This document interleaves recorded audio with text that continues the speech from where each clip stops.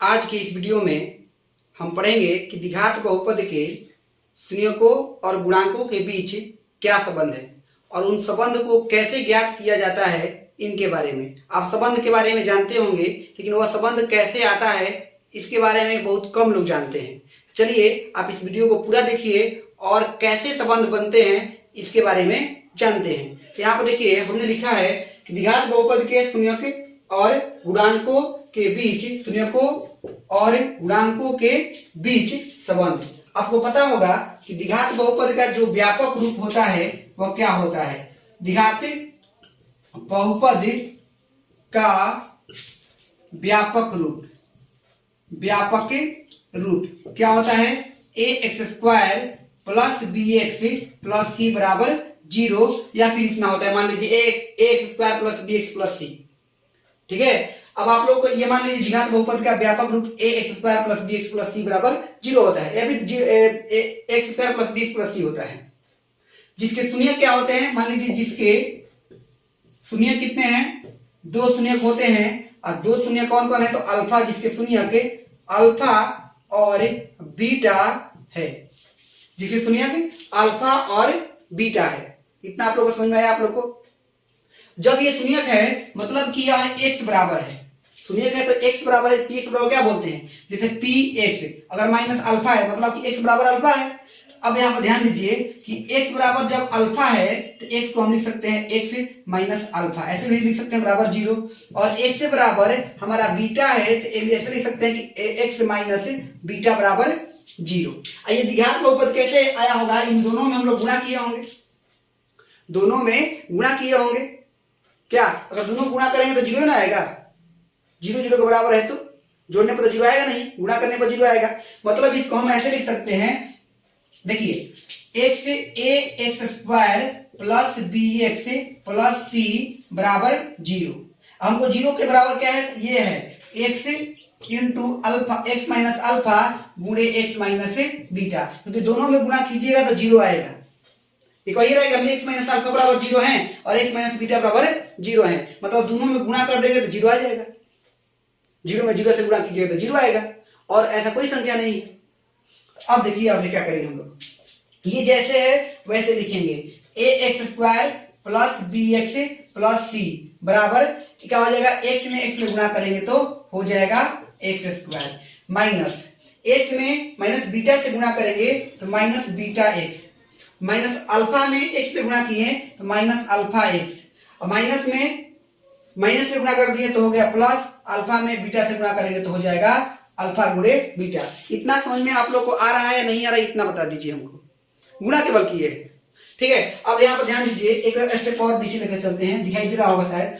ax² plus bx plus c बराबर अब यहाँ पर देखिए x² है, यहाँ पर देखिए माइनस है, यहाँ पर माइनस है, यहाँ पर x है, यहाँ पर x है, तो हम x को कॉमन ले लें। तो x को अगर कॉमन ले लेंगे, माइनस x को कॉमन ले लिए, क्या बचा? यहाँ पर बीटा बचा और यहाँ पर क्या बचा? प्लस अल्फा बच गया।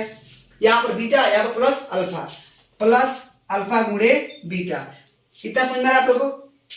इतना दूर समझ में आ रहा है? अब यहाँ पर देखिए ax² plus bx plus c, इसी को हम सजाते हैं थोड़ा।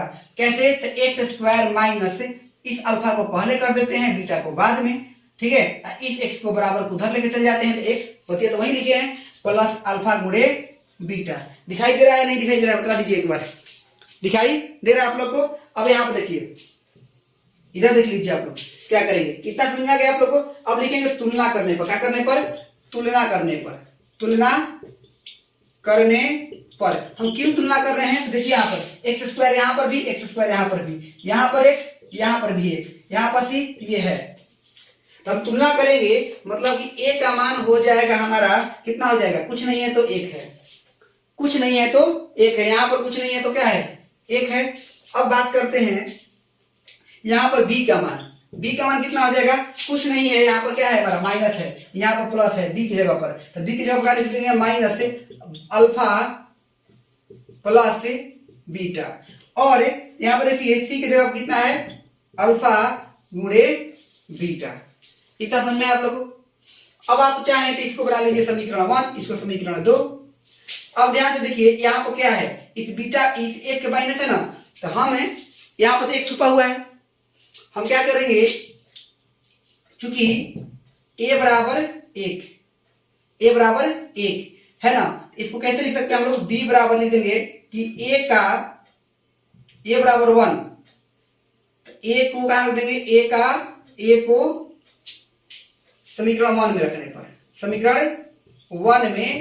रखने पर, मतलब जहां एक है तहां हम a लिख सकते हैं।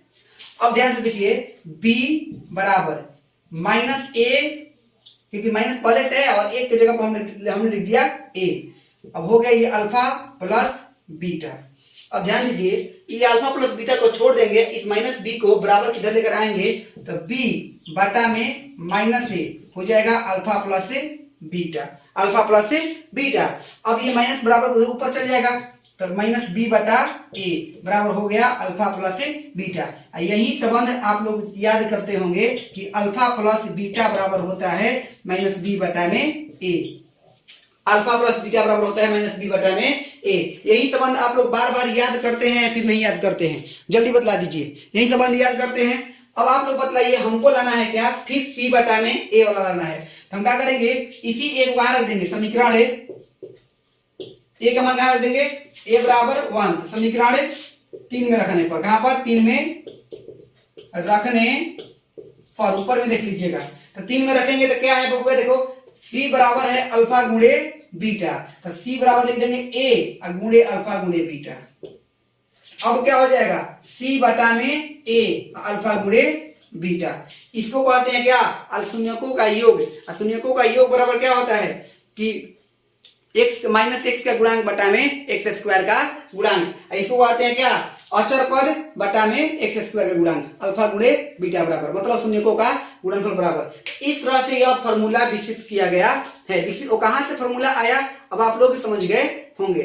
ठीक है, अगर आपको वीडियो अच्छा लगा होगा तो लाइक कर दीजिएगा, और नए होंगे चैनल पर तो चैनल को सब्सक्राइब कर लीजिएगा, क्योंकि यहाँ पर फ्री ऑफ कॉस्ट पीडीएफ के साथ मैं आपको पढ़ाता हूँ। आप पीडीएफ आप फ्री में डाउनलोड कर लीजिए, उसको प्रिंट करवा सकते हैं। धन्यवाद।